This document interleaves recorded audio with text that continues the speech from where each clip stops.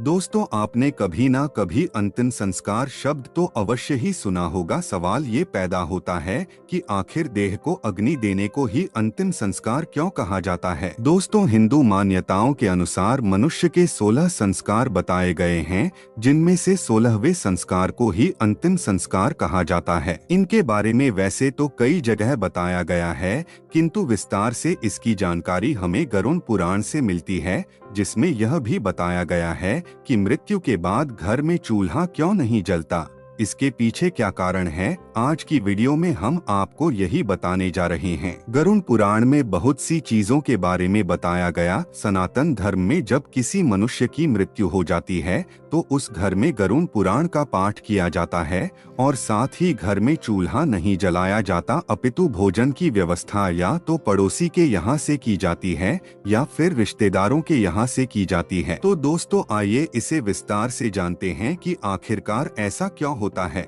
ऐसा कहा जाता है कि मृत्यु के 13 दिन तक अर्थात 13वीं तक घर में पाठ पूजा नहीं किया जाता है और न ही चूल्हा जलाया जाता है। जब तक कि मृतक की आत्मा मोहमाया से छुटकारा नहीं पा लेती तब तक चूल्हा नहीं जलाया जाता। और इसी के साथ यह भी कहा जाता है कि किसी की मृत्यु के बाद इसलिए खाना नहीं बनता क्योंकि परिजन एक साथ मिलकर इस दुख का सामना कर सकें। और गरुड़ पुराण में तो यहाँ तक कहा गया है कि जब तक मृतक का अंतिम संस्कार न हो जाए तब तक घर में चूल्हा नहीं जलाना चाहिए, क्योंकि ऐसा करने से मरने वाले की आत्मा को दुख व कष्ट का सामना करना पड़ता है। और वैसे भी भोजन तो हम खुशी से करते हैं, और यदि घर का कोई सदस्य मर गया हो तो आखिरकार हम खुश कैसे रह सकते हैं या भोजन कैसे कर सकते हैं। और यदि कर भी लेते हैं तो मरने वाले की आत्मा आपके आसपास रहने के कारण उसे गुस्सा भी आ सकता है और आपके व परिवार के लिए बड़ा खतरा भी हो सकता है।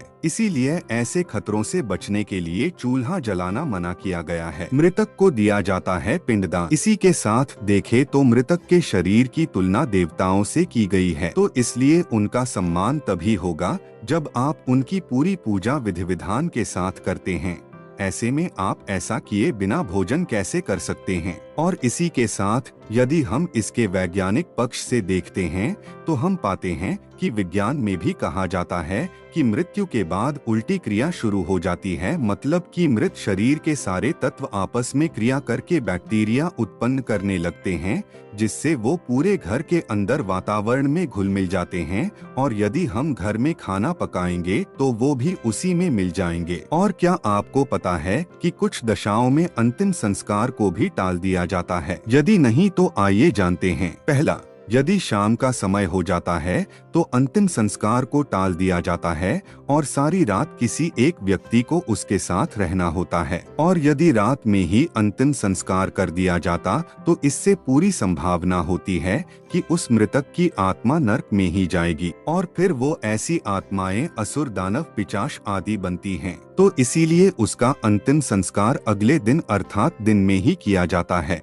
दूसरा, यदि किसी की मृत्यु पंचन काल में हुई है तो पंचन काल में शव को नहीं जलाया जाता, तो ऐसे में शव को घर ही रखा जाता है। गरुड़ पुराण में ही बताया गया है कि यदि किसी की मृत्यु पंचन काल में हो जाए तो उसी परिवार के किन्हीं 5 और लोगों की मृत्यु होना भी निश्चित होता है। इसी के कारण पंचन काल के खत्म होने का इंतजार किया जाता है। घबराएं नहीं, इसका एक उपाय भी है कि मृतक के साथ आटे, बेसन या सूखी घास से बने 5 पुतले भी रखकर पूरे विधि विधान के साथ अंतिम संस्कार किया जाए। फिर तीसरा ये है कि यदि किसी की मृत्यु हो गई है और उनका कोई पुत्र या पुत्री कहीं दूर है और अंतिम संस्कार नहीं कर सकते हैं, तो ऐसे में उनके आने का इंतजार किया जाता है और आने तक शव को घर में ही रखा जाता है और किसी न किसी को शव के साथ रहना होता है, क्योंकि मान्यता है कि पुत्र या पुत्री के हाथों ही अंतिम संस्कार होने के बाद ही मृतक की आत्मा को शांति मिलती है।